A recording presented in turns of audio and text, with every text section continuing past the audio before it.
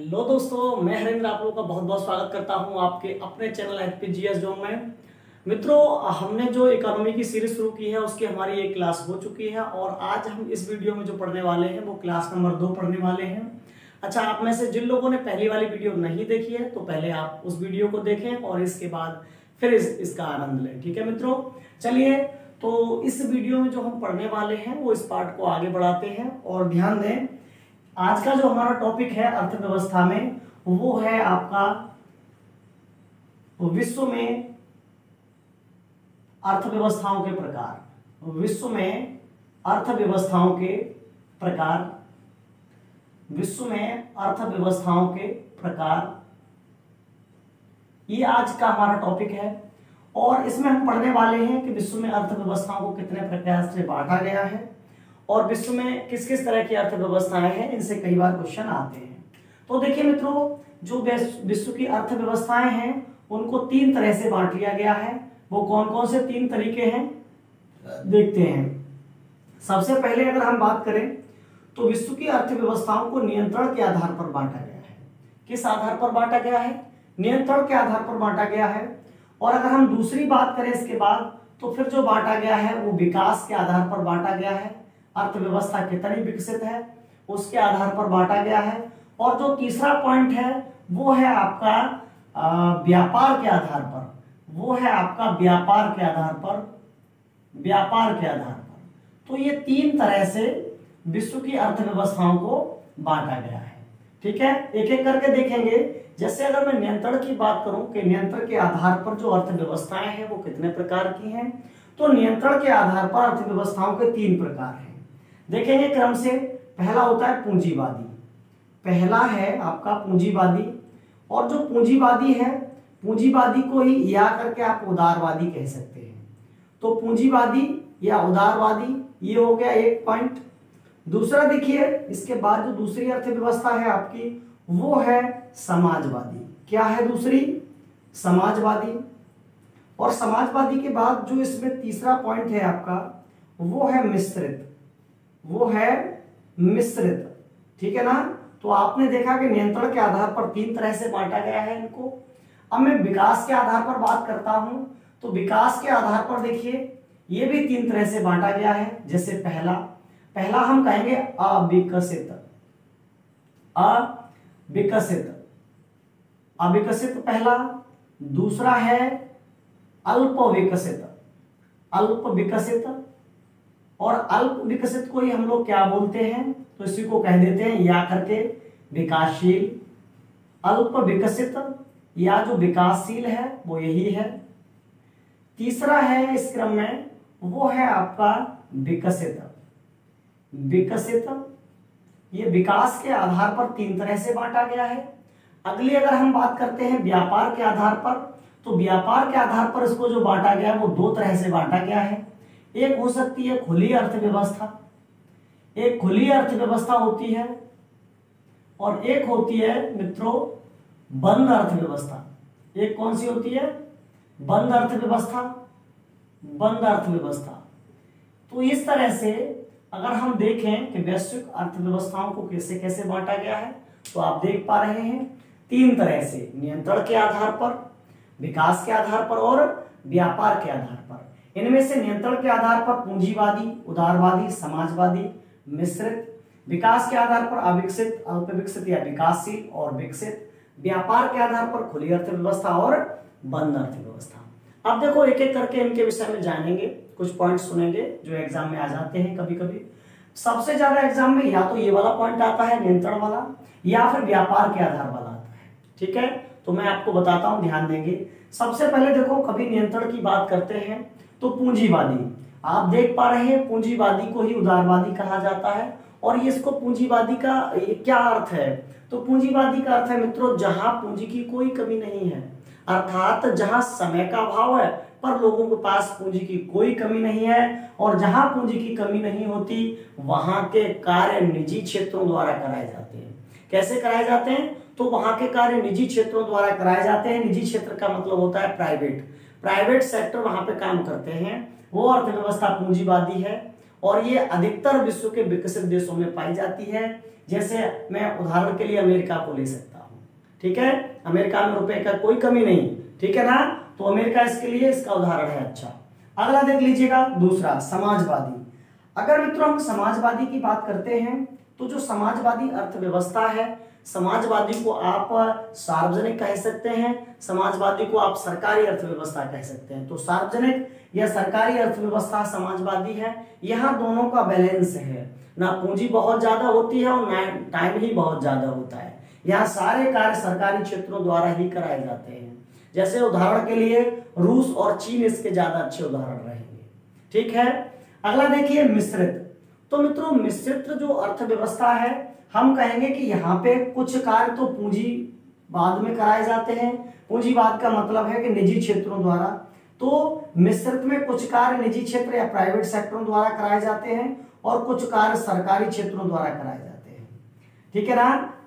इसका सबसे अच्छा जो उदाहरण है वो है आपका भारत, और भारत के जो आसपास के पड़ोसी देश हैं वो भी इसके अच्छे उदाहरण हैं, ठीक है। नहीं, मिश्रित का मतलब ही है मिश्रण, और याद रखना कि ये मिश्रित या मिश्रण किस किस का है, तो मिश्रण है निजी और सरकारी का, ठीक है। तो इस तरह से नियंत्रण के आधार पर विश्व की अर्थव्यवस्थाएं हैं, जो बहुत बार आपको एग्जाम में पूछ लेता है। अगला देखिए, हम विकास के आधार पर बात कर रहे थे, तो एक एक करके देखेंगे विकास। ये विकास के आधार पर जो पहला पॉइंट है वो है आपका अविकसित। देखिए मित्रों, अविकसित अर्थव्यवस्थाएं वे अर्थव्यवस्थाएं हैं जिनमें लोगों का बिल्कुल भी डेवलपमेंट नहीं हो पाया है, ठीक है ना। विशेष तौर पे हम कहेंगे जो अफ्रीका के देश हैं उनमें ये अर्थव्यवस्थाएं पाई जाती हैं। वहां पर आज भी लोग अंधविश्वास को बहुत ज्यादा मानते हैं, मतलब शिक्षा से बहुत ज्यादा दूर हैं। ये लोग शिक्षा से दूर होने के कारण विकसित नहीं हो पाए, इनका विकास नहीं हो पाया है। सबसे ज्यादा इनकी संख्या अफ्रीका में है, और ये विशेष तौर पे आपने जनजातियां सुनी होंगी, जो मैंने भूगोल में पढ़ाई होंगी, तो जनजातियों वाले ही लोग हैं जो अविकसित हैं, ठीक है। इसके बाद अगर हम बात करें अल्प विकसित या विकासशील क्या होता है, तो ये लोग अब विकास की ओर अग्रसर हैं। ये वाले जो दूसरे क्रम के व्यक्ति हैं, यहाँ अब धीरे धीरे लोग सक्षम बन रहे हैं, लोगों में जागरूकता फैल रही है, और धीरे धीरे अब लोग विकास की ओर अग्रसर हो रहे हैं। जो अपनी रूढ़िवादी या जो परंपरावादी जिंदगी थी उसको छोड़कर बदल रहे हैं। इसमें इंडिया भी आ जाता है। इंडिया भी एक आपका अल्प विकसित देश या विकासशील देशों में ही गिना जाता है, ठीक है। अगला देखिए विकसित। तो विकसित का मतलब है कि जहां महिला पुरुष में समानता है, सभी लोग काम करते हैं, शिक्षा जहां है, रोजगार जहां आसानी से मिलता है, तो ऐसे देश विकसित हैं। जैसे लग्जमबर्ग है, स्विट्जरलैंड है, फ्रांस है, अमेरिका है, ये सब विकसित देशों में आते हैं जो डेवलपमेंट हो चुके हैं, ठीक है ना। अच्छा, इसके बाद देखो, जो मैंने आपको बताया व्यापार के आधार पर दो तरह से है, एक खुली अर्थव्यवस्था और एक बंद अर्थव्यवस्था। तो इनको भी समझ लीजिए। आप लोग देख पा रहे हैं खुली अर्थव्यवस्था, तो इनको याद रखना, खुली अर्थव्यवस्था वे अर्थव्यवस्थाएं होती हैं जहां कोई भी देश आकर व्यापार कर सकता है, ठीक है। जैसे उदाहरण के लिए इंडिया को ले लो, इंडिया में चाइना भी व्यापार करता है, अमेरिका भी व्यापार करता है, और यहाँ पर कोरिया भी व्यापार करता है, जापान भी व्यापार करता है। तो भारतीय अर्थव्यवस्था एक खुली अर्थव्यवस्था का उदाहरण है। मतलब यहाँ का जो मार्केट है वहां कोई भी व्यक्ति व्यापार कर सकता है, ठीक है ना। तो याद रखेंगे खुली अर्थव्यवस्था क्या है, जहां विश्व के सभी देश व्यापार कर सकें, वही खुली अर्थव्यवस्था है। अगला देखिए, अगर हम बंद अर्थव्यवस्था की बात करते हैं, तो बंद अर्थव्यवस्थाएं वे अर्थव्यवस्थाएं हैं जिन पर यूएनओ द्वारा प्रतिबंध लगा दिया गया है, या कोई भी देश जहां व्यापार करना पसंद नहीं करता। इसका मित्रों सबसे अच्छा उदाहरण है आपका उत्तरी कोरिया। उत्तरी कोरिया आप लोगों ने सुना होगा, उत्तरी कोरिया, इसका सबसे अच्छा उदाहरण है उत्तरी कोरिया बंद अर्थव्यवस्था का, क्योंकि इसके साथ कोई भी देश व्यापार नहीं करता है, ठीक है। तो ये आपके जो विश्व में अर्थव्यवस्थाओं के प्रकार थे वो मैंने आपको बता दिए। सबसे ज्यादा एग्जाम में आपको यहाँ से और यहाँ से क्वेश्चन मिलता है। अगला देखिए, अगला जो हम पढ़ने वाले हैं इस क्रम में, वो पढ़ने वाले हैं कि जो क्षेत्र क्या क्या है। इसमें हम जो पढ़ने वाले हैं अर्थव्यवस्था के क्षेत्रों को पढ़ने वाले हैं कि कौन कौन से क्षेत्र हैं अर्थव्यवस्था के, तो वो देखिए। तो अभी अर्थव्यवस्था के क्षेत्रों को देखेंगे। देखिए, अगर हम अर्थव्यवस्था के क्षेत्रों को देखें, जैसे मैं भारत की बात करता हूं, ठीक है ना, तो आप लोग देखते हैं अभी आगे।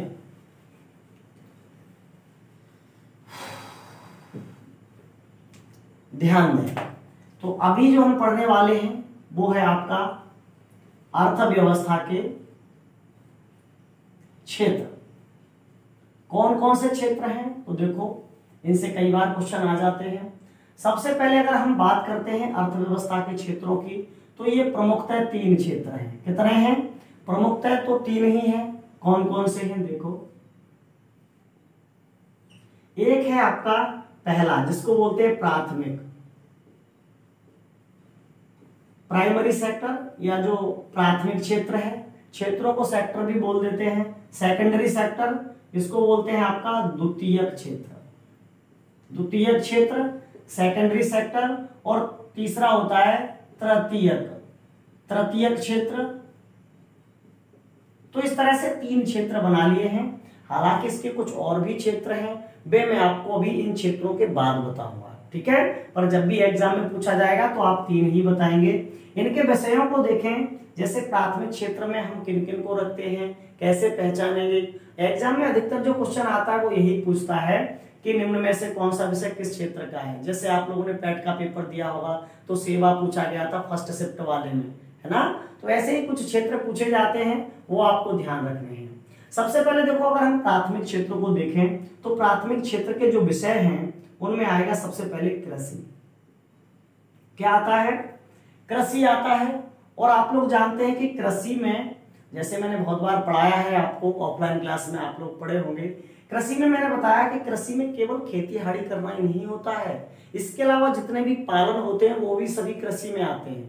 समझ रहे ना, पालन भी सभी कृषि में आते हैं। तो याद रखना कि कृषि के अलावा जो पालन है, पालन में देखो या कृषि को देखो तो जैसे एग्रीकल्चर तो है ही है, इसके अलावा पिसीकल्चर, विटीकल्चर, बर्मीकल्चर, हॉर्टिकल्चर, जितने भी कल्चर हैं वो सब प्राइमरी सेक्टर के विषय हैं। अगला देखिए, इसके अलावा वानिकी, वानिकी का मतलब है जितना भी वन क्षेत्र है वो सब प्राइमरी सेक्टर में आता है। इसके अलावा इसमें आता है मित्रों खनन, खनन और उत्खनन। कभी कभी यहाँ पे आ जाता है आपका उत्खनन, तो खनन और उत्खनन वो सब इसी क्षेत्र के विषय हैं। ये सब प्राथमिक क्षेत्र में ही आते हैं। बात समझ गए होंगे इतनी आप लोग, ठीक है। अब अगर मैं द्वितीय क्षेत्र की बात करूं कि द्वितीय क्षेत्र के विषयों में किस किस को रखा जाता है, तो मित्रों इसका जो मूल विषय है वो होता है आपका उद्योग। ये औद्योगिक क्षेत्र है, ये है आपका औद्योगिक क्षेत्र। तो इसको औद्योगिक क्षेत्र भी कहा जाता है। तो सबसे पहले इसमें जो उद्योग हैं उनको लिया जाता है औद्योगिक क्षेत्र में। इसके बाद अगर हम बात करते हैं दूसरे पॉइंट की, तो उसमें देखेंगे निर्माणकारी, विनिर्माणकारी जो वस्तुएं हैं, निर्माणकारी वस्तुएं इसमें रखेंगे जिनसे किसी चीज का निर्माण हो। निर्माणकारी वस्तुएं, इसके अलावा विनिर्माणकारी, कच्चा माल बोलते हैं जिसको, विनिर्माणकारी, तो विनिर्माणकारी भी इसी में आएंगी। इसके अलावा इसमें आपका देखो ये आ जाएगा जल आपूर्ति आ जाएगा, इसमें गैस से आ जाएगा, गैस जो गैस उद्योग रहता है, जल आपूर्ति के अलावा जो आपका गैस उद्योग है। इसके अलावा इसमें आपका बिजली वाला भी आ जाएगा, विद्युत वाला, विद्युत या फिर बिजली वाला, ठीक है ना। तो इतने जो कुछ विषय हैं वो आपके द्वितीय क्षेत्र के हैं। अगला देखिए तीसरा जो आपका सेवा और संचार कहा जाता है,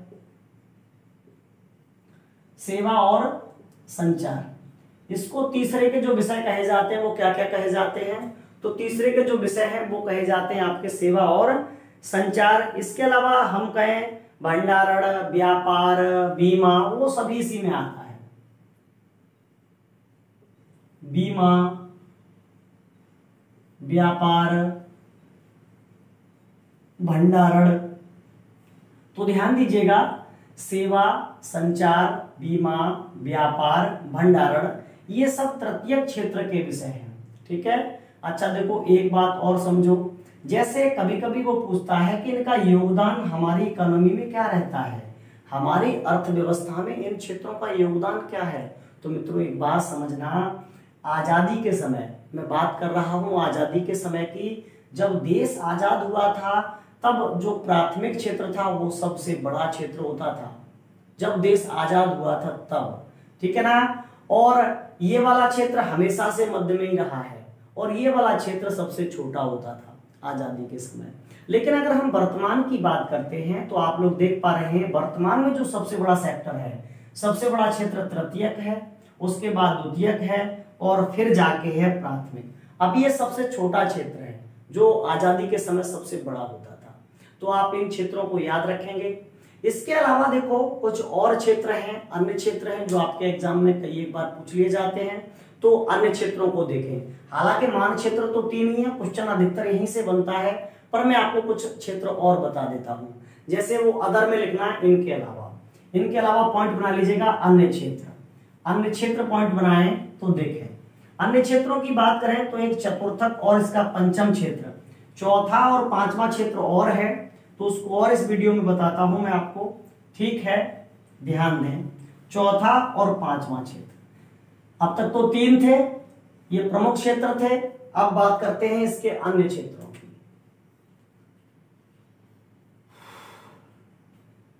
अन्य क्षेत्र, तो अन्य क्षेत्र में देखो, अगर मैं चौथा क्षेत्र की बात करूं कि 4वां क्षेत्र में क्या क्या रहता है, तो मित्रों इसके चौथे क्षेत्र में हम संस्कृति, पुस्तकालय, अनुसंधान, शिक्षा, इसमें चौथे क्षेत्र में क्या क्या रखते हैं, संस्कृति, अनुसंधान,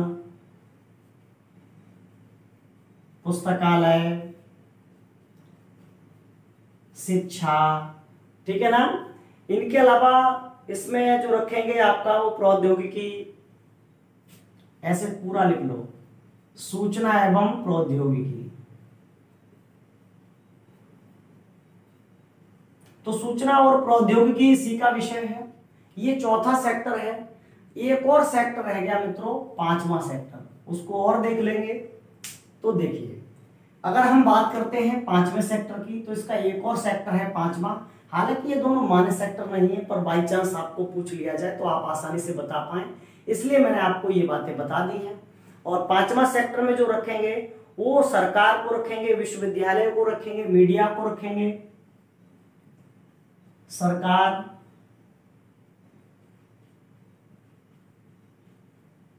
विश्वविद्यालय, मीडिया। अच्छा देखो, एक यहां समझने वाला पॉइंट है, ये मीडिया को ध्यान दो, मीडिया, ठीक है ना।